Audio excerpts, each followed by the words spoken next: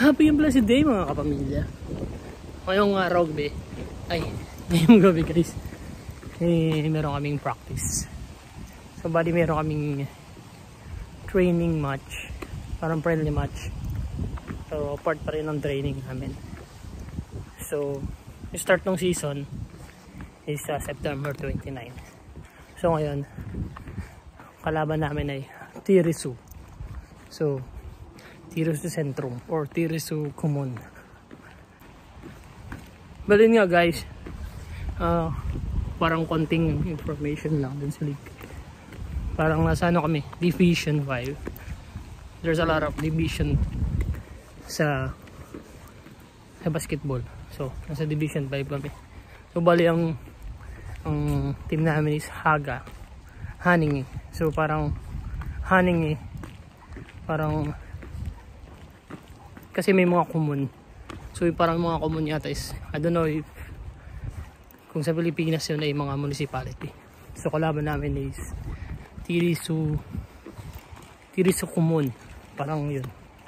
Parang dala nila yung pangalan ng common nila, Tirisu. So kami naman dala namin yung pangalan ng Haningi, Haningi. So Haningi is common din. So parang yun nga, parang sa Pilipinas municipality. Parang yun yung dala ng mga team. So usually mga ganun ang pangalan ng team dito, mga basketball club or basketball team, mga pangalan ng common or municipality. Di ako sure kung common is parang municipality sa Pilipinas, pero most likely parang ganun, kung isipin ko parang ganun. So yun guys, apunta na ako dun sa paglalaruan. So medyo naambon. So yun, let's go guys. So yun guys, hindi tayo maglalaro. Pasok tayo sa loob. Ano yung mga kasama natin. So guys, nandito na tayo sa loob. Ang dami nagpo-practice. What's up my bro? Mali baka naka-training yung mga bata. Sa inyo tayo mga kalaban namin, mga naka-red. So ang suot namin ay puti.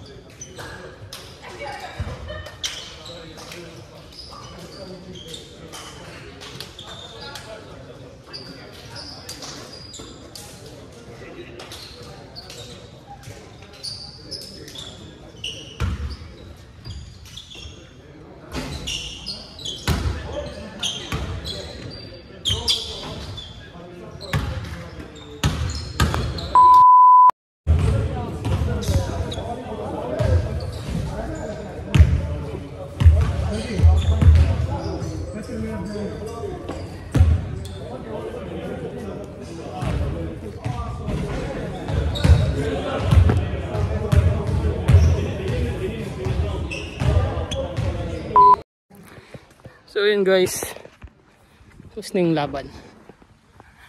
Talo kami sa practice. But okay lang, please.